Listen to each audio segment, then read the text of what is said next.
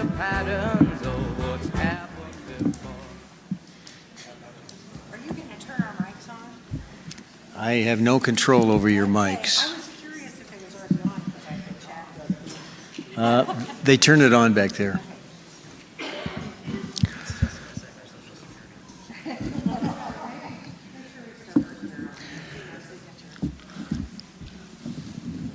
Okay, folks, here we go. First of all, I'd like to welcome the candidates for U.S. Senate to the stage. And so I'm going to just introduce you by name, and then the format will be each of you will have 2 minutes to make an opening statement before we get into the questions. So first of all, we have Michael. Is it Hummert or Hummert? Okay. And Alani Bankhead, Michael Blackwolf, or some people know him as Kevin, Reilly Neill, and Christopher Kehoe. Okay,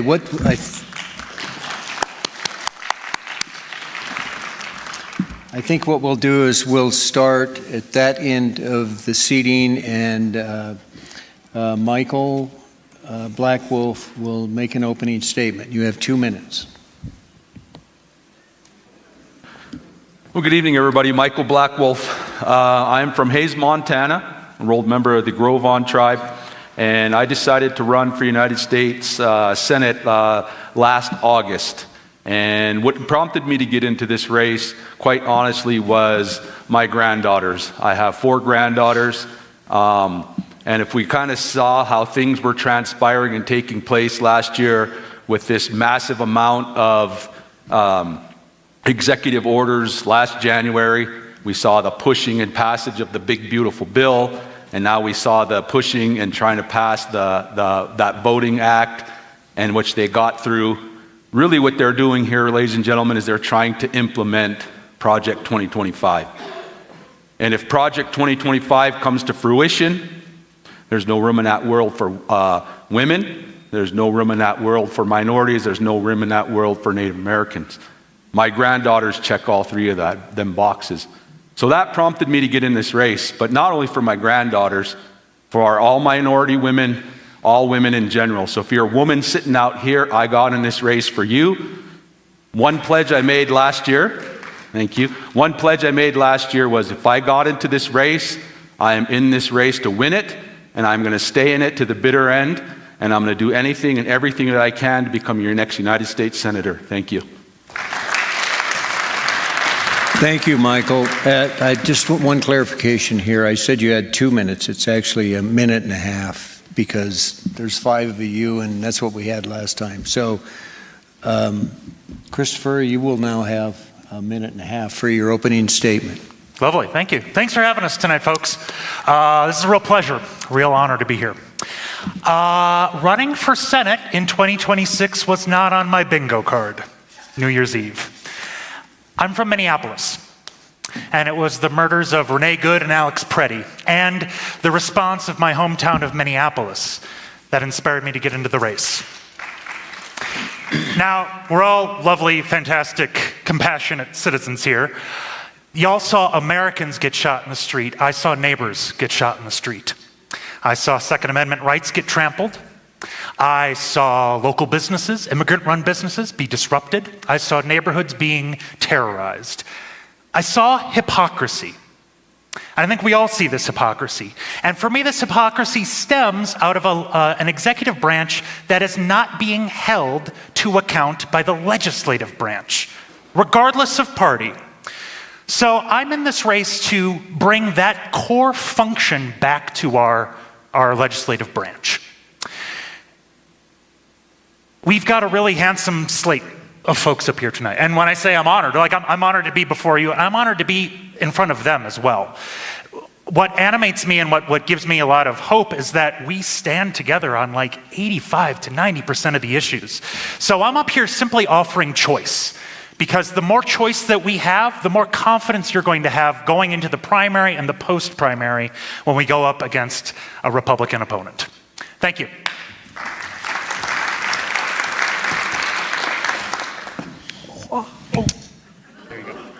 Alani? Well, hello, everybody. It's such an honor to be here with so many patriots. My name is Alani Bankhead. I'm also running for U.S. Senate. I'm a retired lieutenant colonel and special agent. I've hunted terrorist spies and child sex predators all over the world. I'm a third-generation service member, so my family has served this country going as far back as World War II. And I was raised that bullies were not okay, that the idea of someone using their power to abuse weaker folks should be absolutely offensive to us. And that's why I joined law enforcement. That's why I offered my life to serve this country. And I also did not ever see myself in politics. But with that being said, I looked at my beautiful state and my beautiful country burning, and I knew that I had something to offer. And my parents also raised me to believe that if you do have something that you can give your community to make it better, that you do that. My platform is focused on accountability, protecting the vulnerable, and affordability. I've spent my career putting bad guys in jail, including corrupt government officials. Obviously, we have the Epstein class that is ruling everything right now. I know a thing or two about putting those folks in jail and holding them accountable. But also, I am the only candidate in the race who actually has experience in and out of DC, and that understands how DC works and has the trusted relationships in place. So part of my duties as a special agent was I was also a senior Pentagon bodyguard, which meant I had access to all the rooms on Capitol Hill, the White House, the most senior levels of international government. And it's those ties, the relationships, and the trust that I've built over there that we're going to use to serve Montana and get government working for you again. Thank you so much. Michael. My name is Michael Hummert. I'm a realist liberal Democrat. To be a realist means you have to look at the reality of life, things that our country is actually facing, not what we want it to be, not what's emotionally satisfying, but the actual reality, like a $39 trillion national debt, and Congress is doing nothing about it. Matter of fact, they do everything they can to add $2 trillion more a year to that debt. We're paying $1.2 trillion in interest alone to service that debt. That's $1.2 trillion of your hard-earned money, your great-grandchildren's hard-earned money, that has to go to pay for that service of the debt, and yet nothing's being done about it. I ask you, what else is there in Congress that they're not doing? Social Security. The trust fund is scheduled to run out of money, or I should say the trust fund is scheduled to run out of money by 2035. The first time I heard about this was the Reagan-Carter debate. And yet Congress has done nothing. You're going to take a 26% cut in your Social Security when that trust fund runs empty. And everybody paying into that trust fund that's working now is going to pay for the benefits that are being paid out. Nothing's saved for them. And Congress does nothing.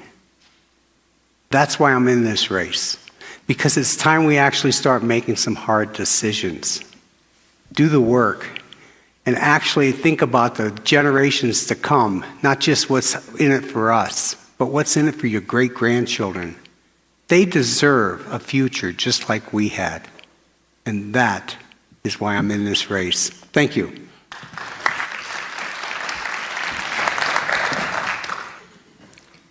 Hi, I'm Reilly Neill, and I'm glad I got a chance to talk with so many of you in the reception before we got started here today. Congress is not doing its job. And you know how I know that? Because the people on the ground in Montana have told me. For the last year and a half, I've been on the ground all across Montana, but especially in our rural areas. And people tell us their delegates don't show up for them. In some cases, some places we go, Red Lodge, no one's seen Steve Daines in 12 years. I know. We're not surprised by that. So I've built my policy and platform and our policy and platform from Montanans. The Montanans we talk to on the ground. They tell us they want someone to block Trump's agenda. They want someone to bring about universal health care by putting their toe on the line for Montana and not giving up. People want to see minimum wage raised, and they want fair taxes on the 1%. They don't want to see a senator stand up on the Senate floor and tell folks they're going to outlaw abortion because Montanans voted 58% for CI 128 to enshrine abortion in our Constitution. So any senator, any representative in DC who stands up and says that is not working for Montana. I will work for Montana. Thank you.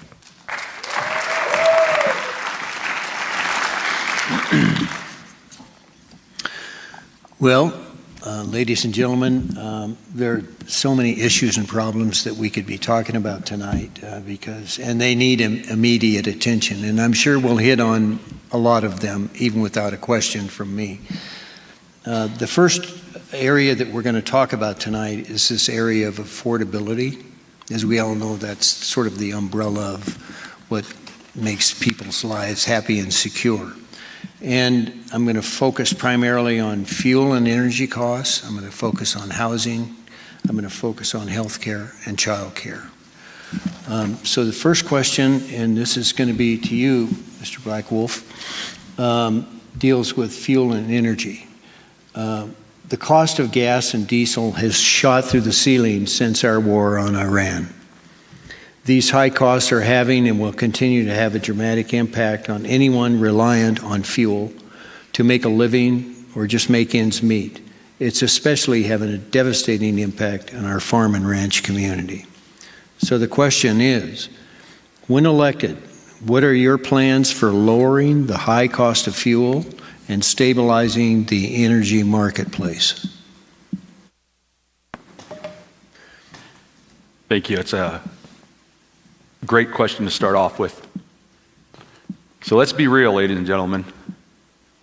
Not one of us up here as candidates has brought this problem to us. We all know who brought this current problem to us. It's this president and this administration and every single member of Congress, both Democrat and Republican, who do not have the backbone to stand up to this president. I guarantee you, when I get to the Senate, I'm going to be one of those senators that absolutely stands up to this president and this administration. The reason I can say that is because I'm not taking PAC money, I'm not taking dark money. My campaign is exactly what I say it is, and it's 100% grassroots. 100% grassroots, with the vast majority of my money coming from Montanans. I would love to take that D behind my name and get rid of it and put an M there, because I'm running as a Montanan primarily. And in order for us to fight the rising cost of fuel and affordability, we have to put this president in his place and put them and get representatives and get senators who will stand up to this administration and get prices back to where they need to be. Thank you.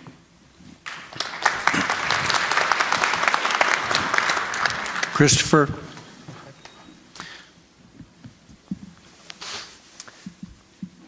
You know, our tax code can be a really beautiful thing if we let it. We could incentivize wind development, solar development. These things would create electricity. And once we get energy onto an electrical grid, that electricity can cross state lines. It can cross markets within our own United States. We can buy and sell energy back and forth. Can't really do that with oil. Can't really do that with coal. So it's fascinating why oil and coal continue to exist in our economy. If they are dirty, if they're causing climate change and pollution, if they're causing negative health outcomes, if they're overall just more expensive and more open to exploitation now that all of us are feeling, thanks to the closure of the Strait of Hormuz. Yeah, Our tax code can be a beautiful thing if we let it. We can incentivize wind and solar, and we can become an electrical first nation. But we need to have some innovation and some courage to push that ahead. And we need to push back fight against corporate interests that want to keep gasoline stations up and running, that want to keep crude oil as the backbone of our fuel economy. We need courage, and we need to get inventive with our tax code. Thank you.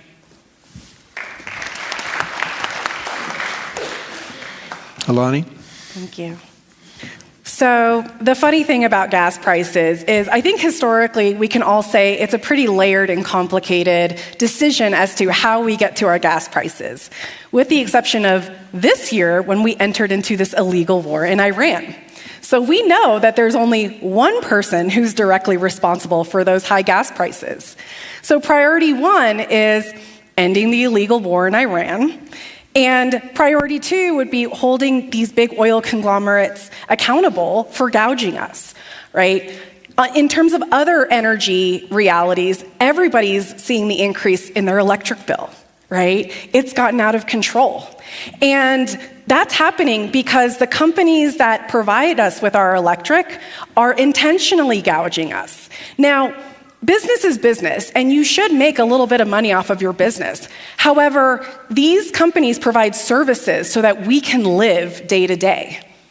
Now, we've busted monopolies in the past. We have a history in this country of taking these massive conglomerates and breaking them up because the government has a responsibility to you to ensure that it's able to provide the best possible quality of life.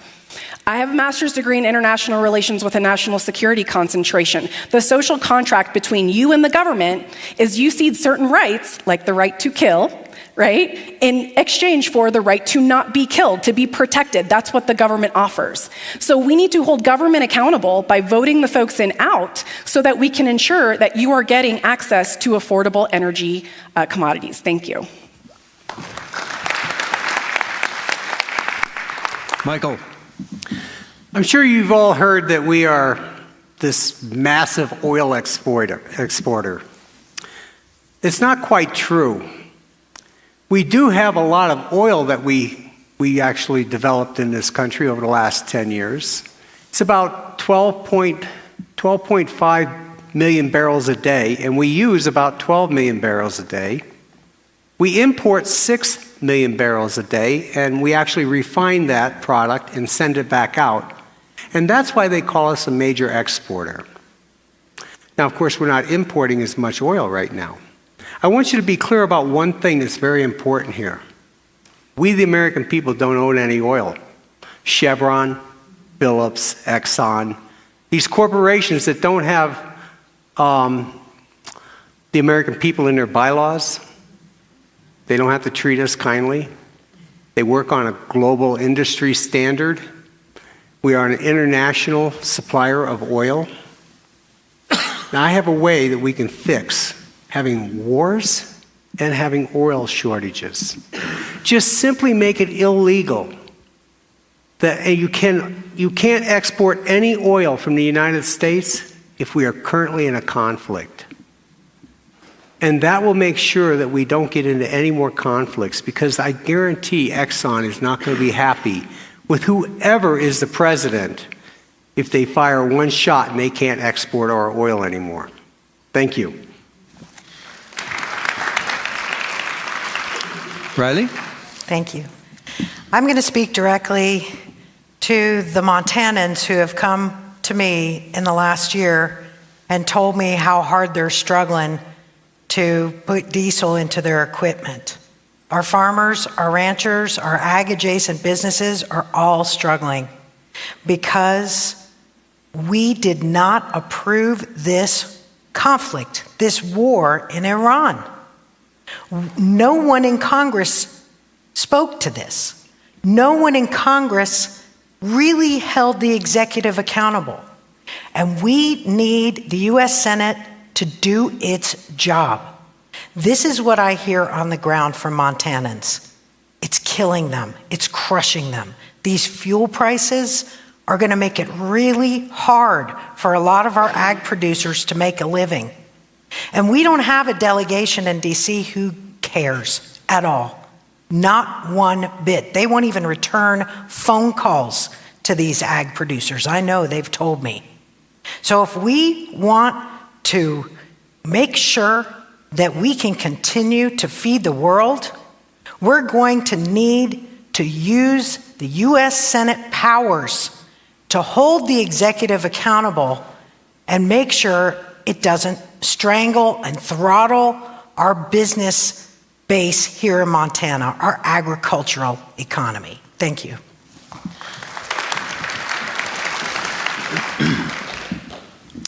Okay, the next area that we're going to cover is housing. Nationally, the cost of housing has increased 60% since 2019. And in Montana, it has doubled since 2017. This forces many folks out of the single-family residency market and into the rental market, where rents remain high and are continuing to rise. This, Christopher, you will start with this, and the question is, what specific proposals do you have to resolve this continuing problem? Yeah. Before I get to that, I want to give a shout out to state government. Yeah, we have a ballot that goes all the way down, and the big names are at the top, the sexy names are at the top, and then local districts, House districts, Senate races, those get left behind. But it's in local legislature where we can begin to move the levers of the property tax system. And, to an earlier point, our tax code can be a beautiful thing if we let it. We could increase taxation on properties within the state of Montana, second, third, fourth homes, not just another dwelling, right? The strain on additional properties can be flexed to decentivize owning too many homes, especially if you're out of state. I'm not the only one going to be up here to talk about it. I want to give a hat tip to Alani here. But getting private equity out of the housing market is also crucial. It's causing a strange imbalance in the system. That is where the federal government can step in with some regulation. We also need to use revenue to extend water lines, gas lines, sewer lines into undeveloped areas. Sometimes there's simply no way to build a property in a part of town because the utilities don't go there yet. We can use our federal tax dollars to do that as well. Thank you. Alani? Yes, so housing and healthcare, top two things we hear everywhere we go in the state. And when it comes to housing, there are a number of changes that we can make to make things a little bit easier for our neighbors. So because of my history in federal government, we all know it moves as slow as molasses, right? And oftentimes as we start dealing with these really big issues, we have to start incrementally. So there are a number of small, what I call 1% adjustments that we are proposing, including obviously removing private equity out of housing and healthcare. These are obvious things that everybody can agree on, right? They should not be monetizing our right to live freely in this country. The capital gains tax is another big one. It's a great law written in the 90s. It says that you can not pay taxes up to $250K on the sale of a house, but that law has not been updated since the 90s. So even if we raise that limit from $250,000 to $500,000, that would open up inventory. There are a lot of folks we've already spoken to that are really excited about selling their houses and not paying taxes because the last thing you need is to pay more tax. Same thing goes for providing incentives to construction companies and construction adjacent companies that build these houses, right? So we've talked to a number of company owners who say that taxes are their number one biggest burden. So we're proposing if your portfolio is 30% or more affordable houses, which we identify as $350,000 and below, you will start getting tax breaks to support building more affordable housing and creating win-wins for everybody. Thank you so much. Michael. In 1996, I retired from the United States Navy and moved to Montana. I spent 18 years remodeling people's homes. I sat across from them in the kitchen table, helping them figure out how to finance. Thank you. You're welcome. It throws me off You every get time. extra time now. See, it helps to be honest. So, for 18 years, I sat across the table, people just like you. And the way they were able to remodel their houses was to take equity out, a loan against their house. It wasn't that they paid so much off on it. It was because the prices of houses keep going up. Now, it's a double-edged sword because if your house goes up, Jimbo over here can't buy it. But you don't want your house to go down so he can buy it, do you? Of course not. It's the international currency. It's called greed. So let me just say this about housing. The only way we're ever going to stabilize this nation is not by catchy gimmicks or spending more money. It's just the opposite. It's getting a balanced budget amendment to stabilize our economy so that we might one time, just one time, hit that 2% mandate that the Federal Reserve has for inflation, which I haven't seen in I don't know how many years. And every year, that inflation, it gets added on to last year's. And that's the problem we have. It's not just housing, it's inflation. And that's what we really need to work on, the core of our economy. Thank you.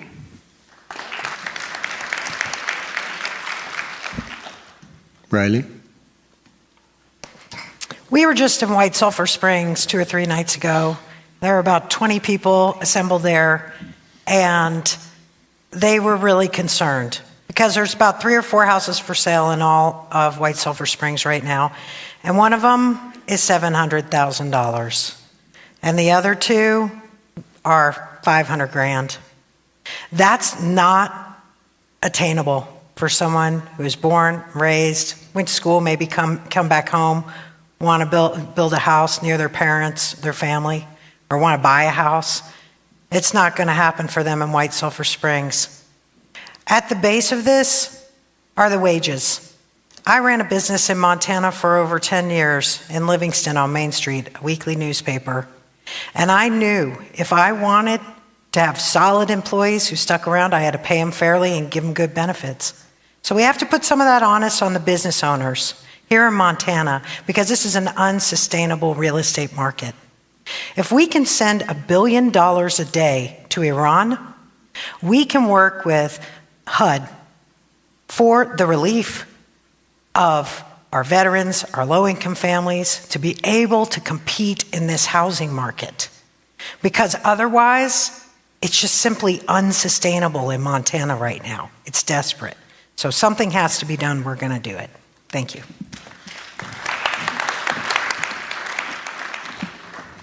Michael. Again, beautiful question. So first thing we need to do is we need to cut out these corporate investment companies coming in and buying up single-family homes as investments. Yes. And we need to put the priority on home ownership back to hardworking Montanans. Second, we do need to, Reilly just mentioned it, we had a great program in the 70s, 60s, 70s, and into the 80s, the HUD program. We need to bring back the HUD program for people that are on fixed incomes, including tribal communities. When Ronald Reagan became the president, he essentially killed the HUD program. And what that did, and I know this for a fact, is that the tribal communities were a precursor to what is happening in Montana right now. Ronald Reagan, by cutting HUD programs that served low-income communities on all tribal nations, basically created housing deserts. To this day, we're starting to see that effect happen in everywhere in all of Montana, especially rural Montana. Big cities are big towns as well. We need to get those investments back. We need to tax billionaires out of existence, and we need to reinvest those funds into programs such as HUD that will get hardworking Montanans back into homes. Thank you.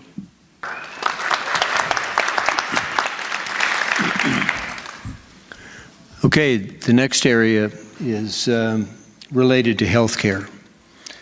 Our healthcare system is under increasing pressure from massive government cuts to critical safety net programs such as Medicaid, Medicare, and Obamacare in general. Furthermore, the rising costs of medical insurance and the cost of medical care and hospital benefits is placing quality health care financially out of reach for many folks. Okay, we'll start with you, Alana. The question is, what are your specific proposals for making health care more affordable for Montanans? Thank you so much for the question.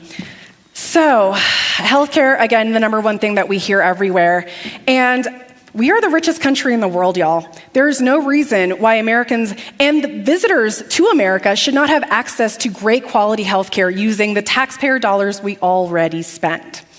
So, with that being said, I'm a proponent of getting up to universal healthcare. Now, that is a big ship to switch, right? So if we start for Medicaid for all, which is going to cost about $2.5 trillion a year, we can work our way up through the system. Now, when I talk to fiscal conservatives, they say, well, how are you going to pay for it? Because you Democrats always like to give everything away for free, right? And what I tell them is simple. It's the defense budget. So I'm a retired lieutenant colonel. I was the bodyguard to the Secretary of the Air Force. I understand exactly how the highest levels of the Pentagon's budget work. You probably saw a couple of months ago in the news in September of 2025, the Pentagon spent in that month alone $91 billion on lobster tails, on baby grand pianos. That's what we call use-lose spending. Every unit gets a budget. If you don't spend it by the end of September every year, you lose what you didn't spend, you get less the next year. All Congress has to do is change that one policy to say you're not going to get penalized if you don't spend all the money, and you give that taxpayer money back, and we can use that to pay for 2/3 of Medicaid for all. And that would be the easiest way for us to start getting there. The other third of the money would come from ending the illegal war in Iran that's costing us almost $2 billion. And the best part is they can't tell me I don't know any different because I've been there and I've seen it. Thank you so much. Michael. Healthcare, one of the most complicated things we're going to talk about tonight. So let's not make it sound too simple. I'm keeping you on your toes. It messes me up when it's in the middle of the speech and it all. Like, oh, I got a whole minute and a half yet. So anyway, I digress. So let's understand the actual numbers. Healthcare is about 18% of our entire gross domestic product. That's about $5.7 trillion. Let's not pretend the government's not in the healthcare business, because we spend $2.5 trillion on Medicaid, Medicare, ACA, Affordable Care Act, all the different agencies throughout the country, city, county, state, that have private health insurance, all these different things, about $2.5 trillion. So we're already halfway there. The vast majority of the money spent on Medicaid is spent on long-term health care for elderly and hospitalization. Just a small fraction is doctor visits to keep people healthy. It's about $6,700 for an average person on Medicaid a year. I'm sure everybody would like to buy into a program that they don't have any deductible. It covers dental and eyeglasses for $6,700.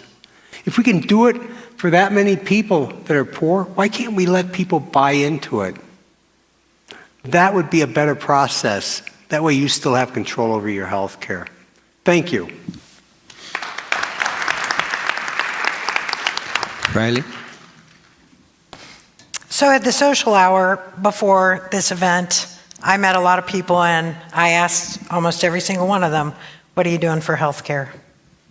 And in this auditorium right now, we have a lot of people who don't have a choice. They're aged out from their family's plan. They're not able to invest because the cost of living is too high in other areas. First thing we could do is we can expand the age that you can stay on your family insurance. That's one line of code. Change it from 26 to 35. That would be a huge change because it will avoid the cliff at 26 years old that a lot of our young folks who want to buy houses, who want to start families, they can't because they got to think about health care or they've got to sacrifice health care. So that's a start.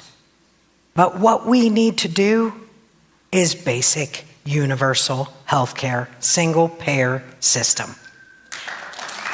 That's what Montanans tell me they want to see, whether they're Republican, Democrat, or not even political. 77,000 people lost their health care in Montana with this explosion of the ACA. And we need to not only bring those people back online to have health care across this big state, this rural state, but we also need to offer them something better, like universal health care. Thank you. Michael.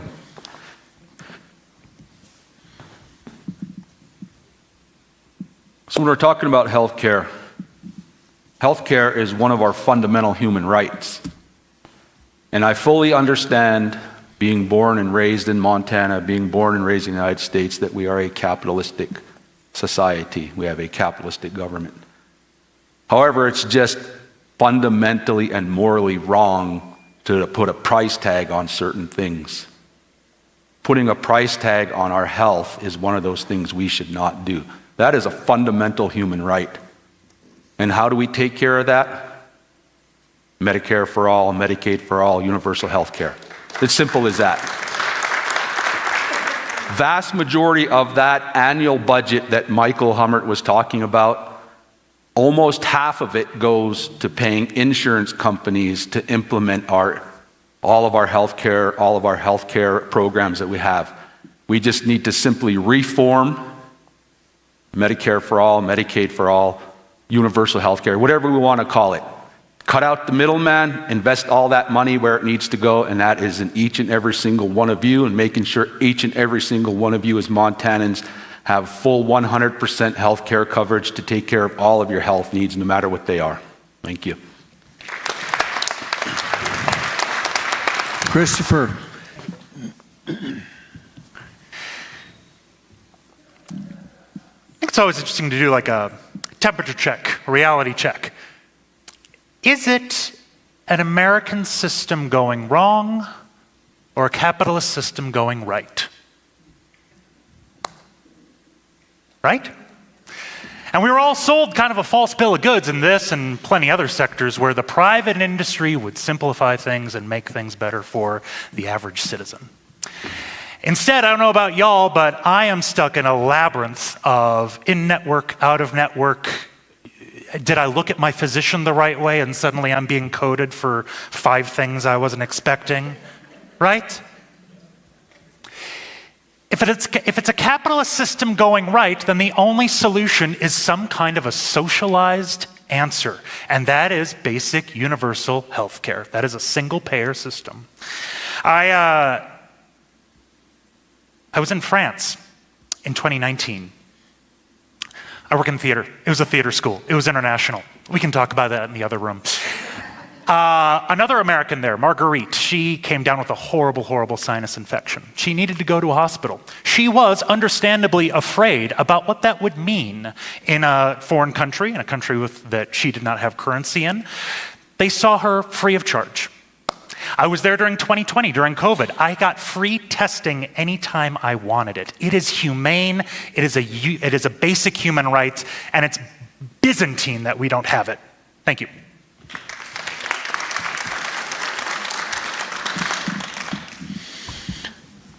Okay, the next area we're going to look at it relates to childcare. In order for families to make ends meet, both parents usually need to work. We all know people who are in that situation. And for those with preschool children, the cost of childcare is not only very expensive, but in many cases out of reach of some folks. So we'll start with you this time, Michael, and the question is, what plans do you have for making childcare more affordable for Montana's working families? Back in 1982, when I started my family, my wife and I had to address this problem. And we decided that childcare was so expensive that it wasn't worth her working. She would be working for like $2 an hour afterwards. And then you add up car expenses, you add up clothes, you add up all the different things that it takes to go to work. And so we decided not to have our family stressed like that. So my wife was a stay-at-home mom. Instead of paying childcare or just paying childcare, I would like to see a world where we take those funds that we've already allocated for that and send it directly to the parents and give them the opportunity to stay home and take care of their own children. It's a complicated subject, but it doesn't always mean you have to take your child and put it in daycare. Another thing that we can do to fix this problem is have school year-round. It's unconscionable to think that you have to find daycare for your child that's 6 years, 7 years old so that you can go to work for 3 months out of the year. Why don't we just simply start having school year-round like so many other countries do? It's something to consider. We have to think outside the box because what we're doing isn't working, obviously. We've been doing this for decades. So thank you. Reilly? So I talk to Montanans. We've had, 60, 70 roundtables around this state. When we first started having these roundtables last January, people talked to us about childcare first, before anything else, before healthcare, before housing. I remember our first round of roundtables were in Helena, and people were struggling. They wanted to see parental leave, number one. They want to see the ability for a family to be able to stay home for the first essential months of a child's life. That's so important. When I went to serve in the Montana State House, I was the only single mom of a toddler. And my son came to a lot of Saturday sessions with us and spent some time on the iPad. But finding childcare for him and paying for it was a struggle. And I know personally what it's like for working people to not be able to afford it or find it. Universal pre-K, this is what we need. Parental leave, this is what we need to build strong families and to build strong communities. And I'm going to work for that in the U.S. Senate. Thank you. Michael. As the richest country in the world, it's absolutely unimaginable why we are making people pay for childcare. We should not be making people pay for childcare in the United States. We have the resources, we have the time, we have the energy, and most importantly, we have the people to provide that care for our children.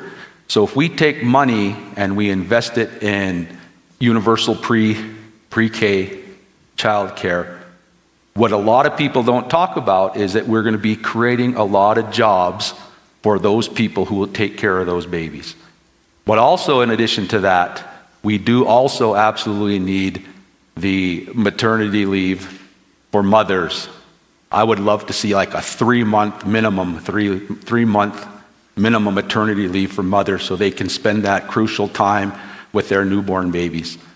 But if we do this, we really do have to get united behind it. Everybody has to get standing behind this. Everybody has to believe in it. And it is doable, it is obtainable, and I know that we can do it. And I think that when we take the Senate and the House back, we will be able to do a lot of things that we have been being pushed aside by the Republicans. It's time for us to stand up and take this fight back to Republicans and start providing what needs to be done for hardworking Americans, specifically Montanans. Thank you. Christopher.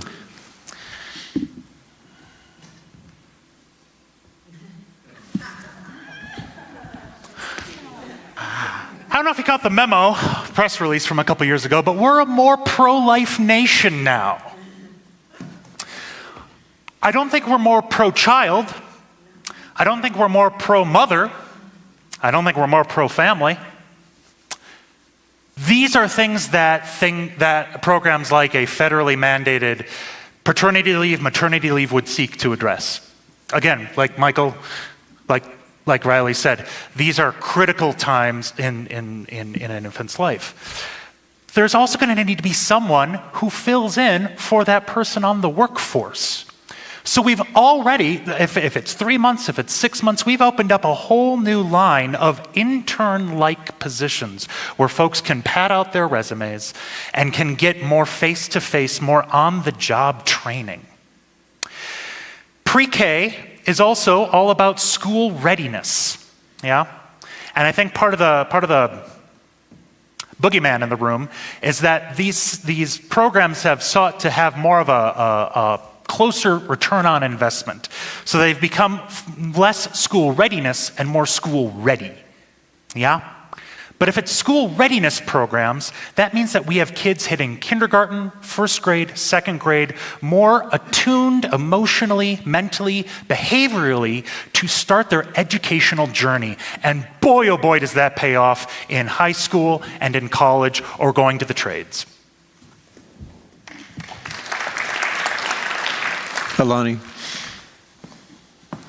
I've been to over 80 countries, and I've been to almost every state in this country. And nobody in this world works harder than an American, and nobody in America works harder than a Montanan. And I've seen this firsthand. So the idea that, yes, we've gone to the norm of you need both parents to go to work, to put a roof over the head, to put food on the table.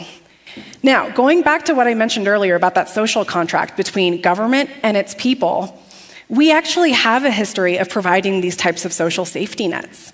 Look at the New Deal, right? We were in the Great Depression, things weren't going well. The president at the time actually went against the wishes of his own party, and he set up things like Social Security, like food stamps, and the economy flourished as a result. We had a booming economy. So I propose we actually need the same thing for Montana families. The government should be subsidizing childcare, which not only would support families and being able to generate the income stress-free from having to worry about what they're going to do with their kids, but also we know that there is a shortage of childcare facilities here in the state because people cannot afford the wages that are required in order to put their kids in those childcare facilities. So not only does that mean that our families will have more opportunity, but there will be more business. And we know that businesses here in Montana, over 80% are small businesses. They are the backbone of our economy. And there's every study in the world that shows that when you infuse Main Street and the local economy, everybody's better off. Thank you so much.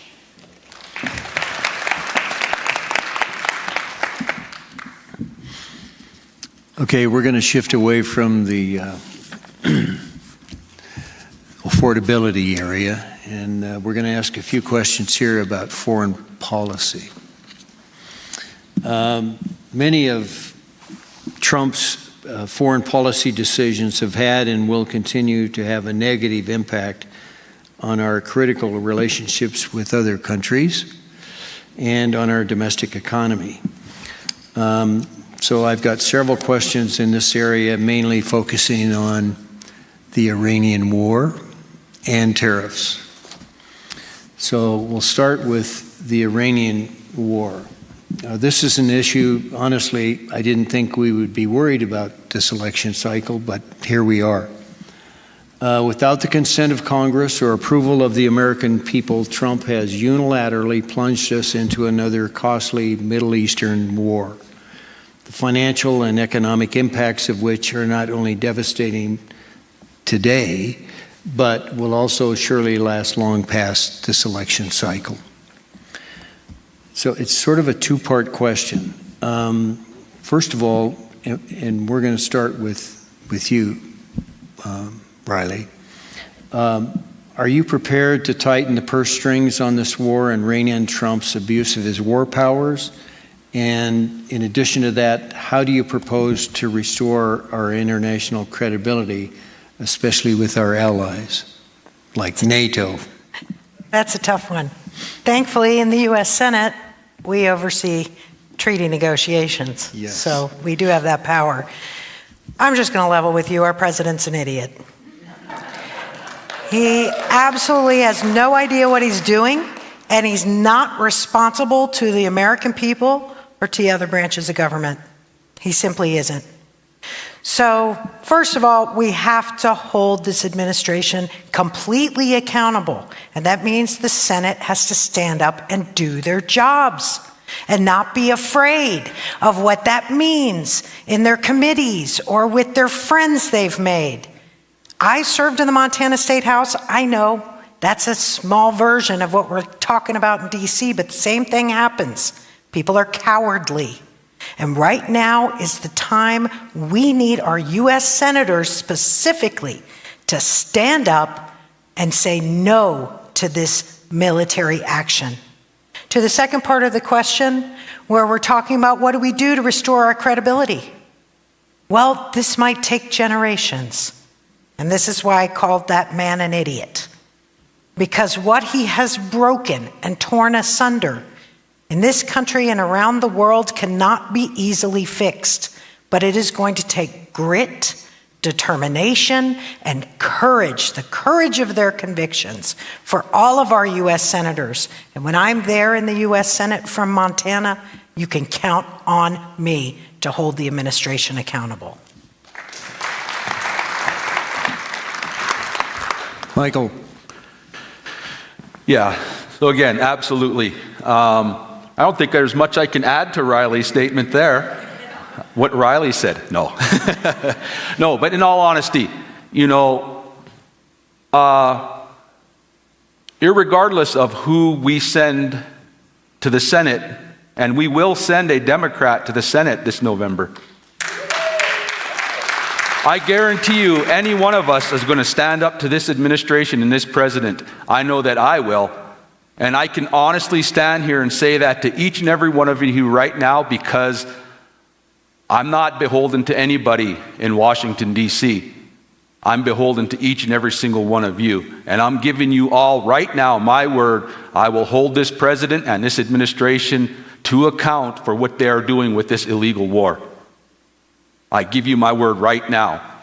You can all sit here and say, when I'm in D.C., you can say, I was at that debate when I heard Senator Michael Blackwolf give us that promise, and he is holding his word now, and he is standing up for me as a Montanan. And that is what I'm going to do for you. Rebuilding our relationships.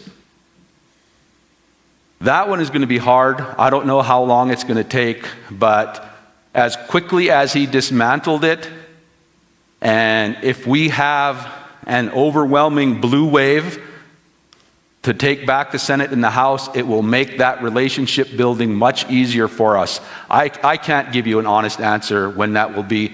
There's too many moving parts, too many gears to that. But if we have a strong Democratic Senate and a House that's going to put this administration in check, it'll make it that much easier to start rebuilding our relationships with the international community. Thank you.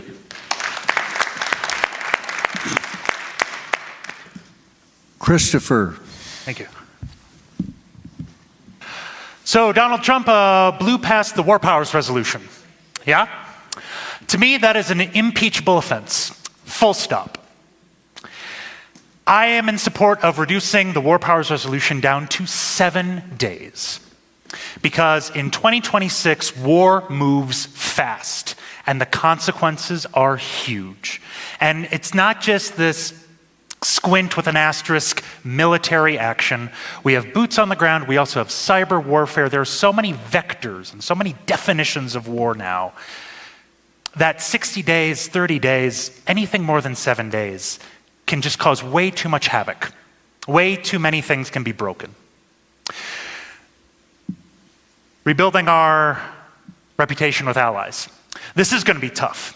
It's going to be tough because we've ceded humanitarian efforts. We've dismantled USAID in the name of government efficiency. We've pulled back from the world stage in the name of isolationism, and China has been right there to fill the void. So in a lot of ways, it is going to be trust rebuilding, but also there's certain infrastructure, certain programs that are already put in place that have been paid for on the Chinese currency.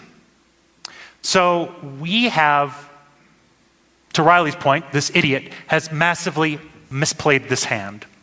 And we are going to have to work very hard, and it's going to have to be very long and very patient before we get in the good graces of many of our allies. Alani. Thank you. So, because of the last couple of decades that I worked in the federal government, I know that the only way to actually hold folks accountable is by taking their money away. So absolutely, we will hold the president accountable, and one of the first orders of business is to impeach him and restore the balance between the legislative house and the executive branch. Now, in terms of how we rebuild trust, so I'm a retired counterintelligence agent. I was in human intelligence. I was the person with briefcases full of money. I met with informants in secret. I got intelligence and I gave it to special operations, right? The way you rebuild trust after it's been broken is you say what you're gonna do and you show up over and over and over again in your behaviors that match what you say you're gonna do. And you let it take as long as it needs to take. Now, in terms of other things we can do to rebuild trust, there are 4 instruments of power. So when we talk about national security, I've been to the most senior military leadership and national security schools. We have diplomatic power, economic power, information power, military power. Military power should absolutely be the very last instrument that we use. So using the other 3, using diplomacy, coming up with mutually beneficial economic systems, using information to benefit everybody and uplift the entire world. These are acts of faith that we can engage in to show people that who we are as Americans and Montanans is to be in a mutually beneficial relationship with everybody so that everybody wins. Thank you. Michael. Geopolitics just happens to be one of my favorite things. It's because it's so fluid. What Donald Trump has done to this nation and this world by attacking Iran is far deeper than what we're talking about right now. In 1974, we had a compact with Saudi Arabia to sell them arms and to protect them if they've ever been attacked. In exchange, they gave us the petrodollar. A country like China will have to exchange their currency for dollars to purchase oil from Saudi Arabia. This is what's at risk right now because Saudi Arabia uses those dollars to buy our debt and all the other Gulf countries also. This is way deeper than we don't want them to have a nuclear weapon because now they're thoroughly convinced that they must have one like North Korea so that they can't be attacked again. So what Donald Trump has actually done is put our entire global financial system on a razor's edge. And he's put us in a position where we have to continue this insanity of attacking Iran and getting concessions from them. Because now we're going to have a nuclear arms race in the Middle East if he doesn't get that nuclear material away from him. This is a much graver situation than the average person understands. And therefore, it's unfortunate that we have to pursue this. If we had a Department of Defense again instead of a Department of War, and we cut the budget by 50%, maybe the next president won't have the effort or won't have the money to actually do something like this. Thank you.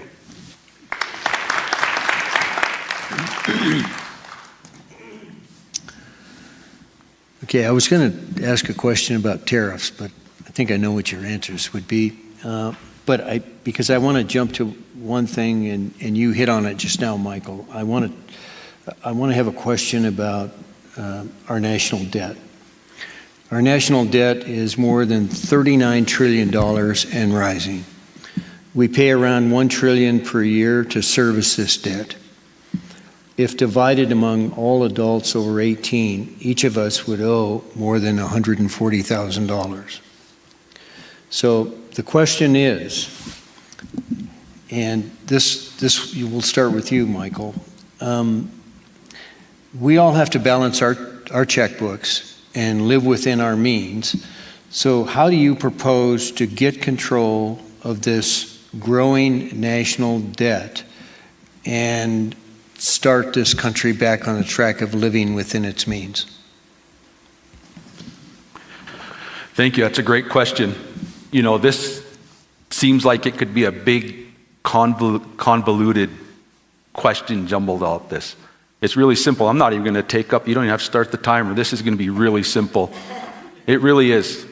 Okay. One, we need to tax the hell out of billionaires and reinvest that money into whatever we need it to do. Right? Very simple. And the second, if we sit here and we think about what we really need to do is, he just said it, balanced budgets. We have to have a balanced budget every single year for Congress, and we need to hold ourselves responsible as senators and congressmen, Congress representatives, to make sure that we have a balanced budget every single year, every single cycle moving forward. It's as simple as that. Thank you. Christopher. Thank you. You know, the red hats say, "Make America Great Again." And then you ask, well, when was that? And they'll say, yeah. And you can take whatever year they say, whatever decade they say, and look at what the tax code was doing. Our tax code can be a beautiful thing if we let it. There were more tax brackets. They went higher. There was just more imagination and more innovation. The progressive side of our progressive tax system was surprisingly robust back when America was great again. So I propose bringing that sensibility back to our tax code. Let's have some mixture of 0% liability and 5% liability up to earners $75,000 a year. I don't know exactly. And let's introduce more and more tax brackets as we go up every $100,000. Once you hit $1 billion or $1 trillion, let's look at a wealth tax. Let's set corporate taxation at 25% or 30%. Let's bring corporate capital gains tax in line with wages and regular income. Our tax code can be beautiful if we let it. And this can be how we can begin to draw down the national debt. The money is there. I have to believe it is. Thank you. Ilana. Thank you. So obviously we've had some really great points made about the tax code, and I completely agree with all of that. We need the millionaires and the billionaires to pay their fair share. But my primary platform item is accountability, and it is the legislator's job to ensure that we have a balanced budget, that we're living within our means as a country. So they need to be held accountable when they're not doing that. Anybody who's worked in the federal government or in the military understands when a government shutdown happens because Congress is not doing their job. It creates massive disruption and ripples across the board. You have folks that are running up right to the line of when the shutdown's going to happen, trying to get stuff in place so that our national security does not implode, while we sit around and do nothing at home, only to hurry up and scramble once they get their act together and reopen government.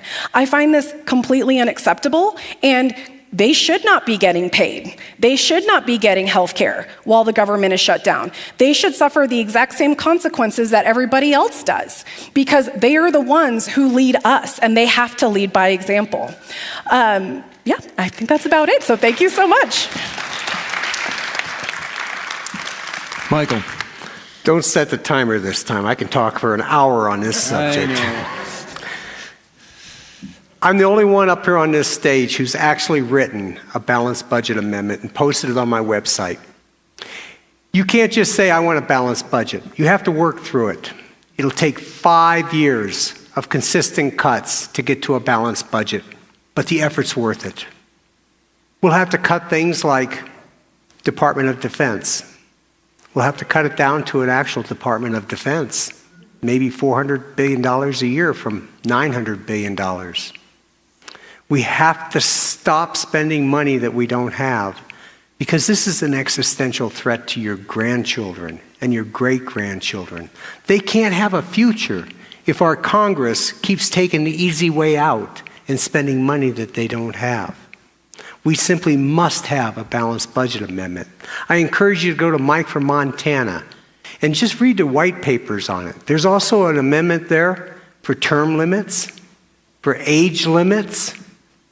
There's an amendment there that will fix our election system in perpetuity, and it will get the corporate money out of our election system. There's an immigration law on my website that I took the time to write to encompass all immigration. And believe me, all these things I'm talking about are connected to that balanced budget. Because we're spending $200 billion a year on immigration. It should be a net zero. I think people should be able to immigrate here, but not because you're going to support them.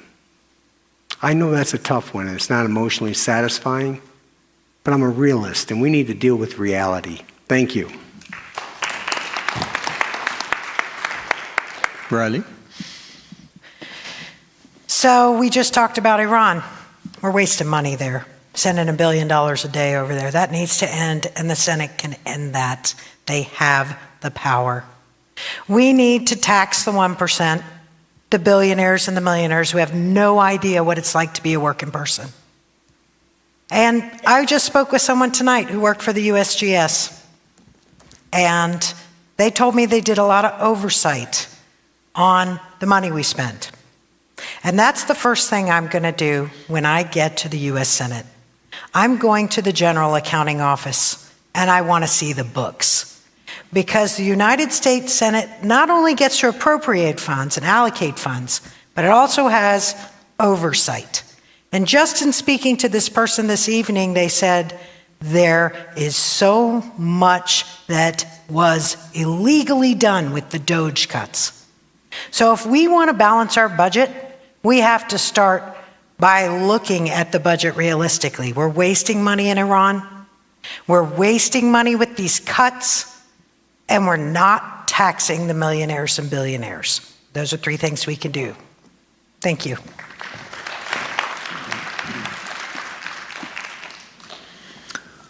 Well, I hate to say that this lovely little event has come to a conclusion.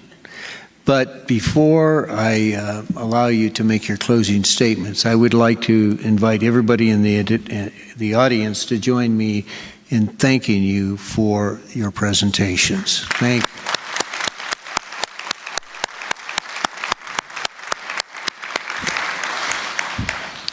So that brings us to our closing statements, and I think we'll start at this end this time and work that way. So, Reilly, would you like to give your closing statement? Certainly. Thank you so much for moderating, and thank you to the Gallatin County Democrats and to everyone who showed up here, and especially the folks who have been here through both of the presentations. That House District 1 is very important. It's a winnable district, and I know that the individuals who sat up here tonight and spoke to you, each one of them is uniquely qualified to hold that position and to defeat the Republican. I'm going to keep traveling all around Montana. We're going to Sydney tomorrow night for a Republican candidate forum, which they're allowing me to attend. We are going to keep staying on the ground all through this election cycle through November. And I know, because I've been on the ground for 2 years, I didn't just unpack my bags here and decide to run for Senate. This is serious business. It's the business of the Montana people, and they deserve representation. And anytime we go into rural Montana, or what people might say deep red or conservative Montana, I want to assure every single person in this room, there are more people like you out there than you know. And we've met so many of them. And they will be voting Democrat, if not in the primary, in the general.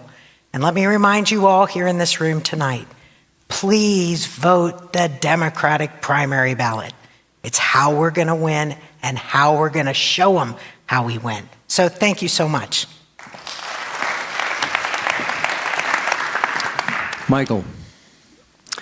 I ran against John Tester in the primary in 2024. Probably nobody out here knew that. He handily beat me, but I learned a lesson. There was about 100,000 people voted in the primary on the Democrat ticket and 269,000 in the Republican side. They weren't all Republicans. They just wanted to tell John Tester that he had the wrong message. The vast majority of people in this state claim to be independents. Those are the people we have to appeal to. Now, we're all Democrats here, and you're going to select the Democrat that you like the most or think might actually get you the most or do the most. Everybody has their own criteria. I think we need to add into your criteria there, who has the ability to actually take it to the Republicans and fight on their terms? Who has the ability to convince the independents to vote Democrat in the general election? That's what you need to be thinking about at this moment. Everybody can promise whatever they want, but the reality is that most of these promises won't be fulfilled.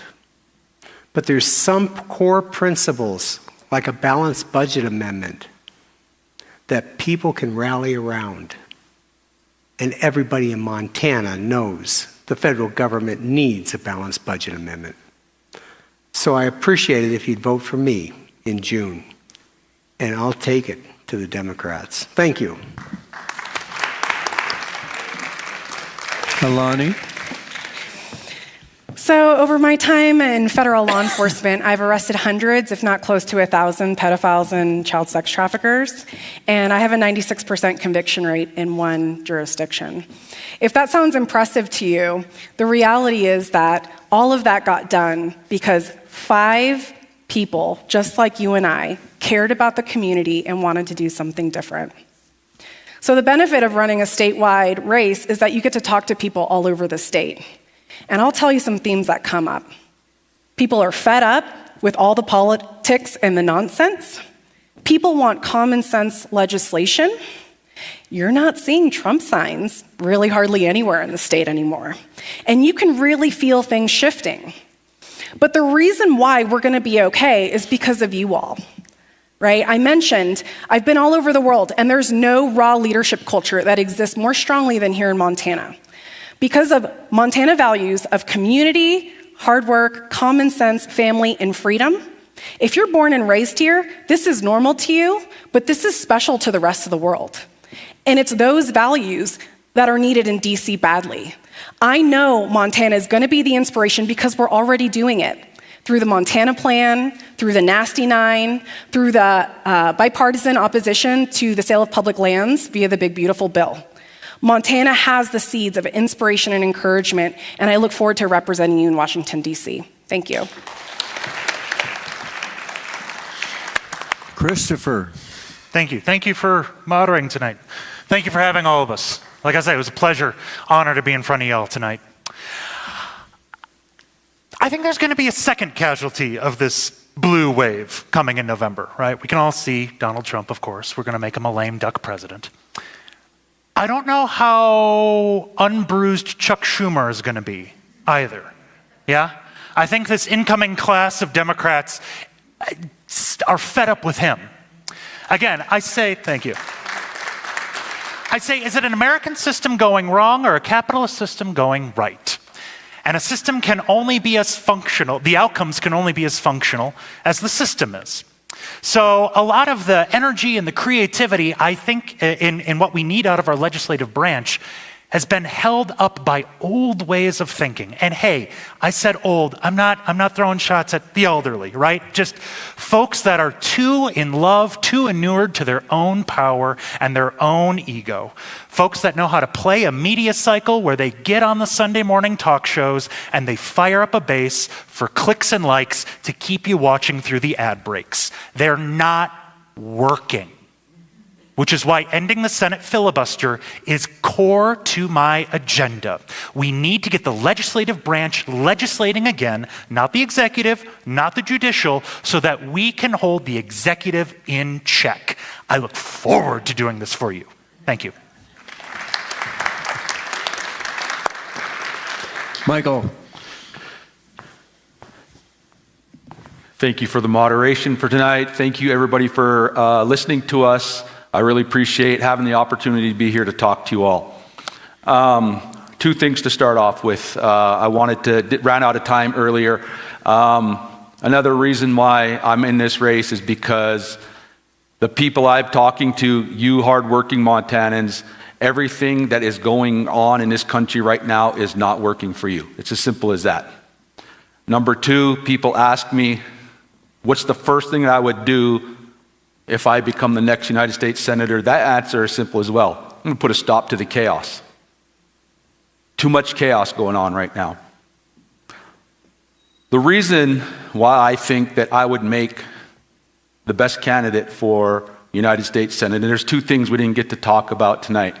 First and foremost is I am the only candidate for United States Senate right now that unequivocally and fully 100% understands the trust responsibility that the United States government has to tribal nations in this country. I was born and raised, and I live what it takes to work with tribal nations inside and out. Although I have never been in any elective office, for the past 12 years, I served as the Tribal Historic Preservation Officer for my Fort Belknap Indian community. And basically what that does is that mandates federal agencies in states that have that our tribes, the Assiniboine and Gros Ventre tribe, have a vested interest in, and that's 12 states in the United States. All federal agencies, all state agencies have to consult with our tribal nations, and I am that designated person for the past 12 years that these government agencies, these state agencies had to consult with me when it came to land management issues. So I have 12 years of experience working with federal and state agencies, working, cooperating, and oftentimes coming to tough decisions. And so even though I've never served a public office before, I absolutely have what it takes to be your next United States Senator. And if you guys give me the honor, I will absolutely prove to each and every one of you, you guys made the right choice when it comes June 2nd. Thank you.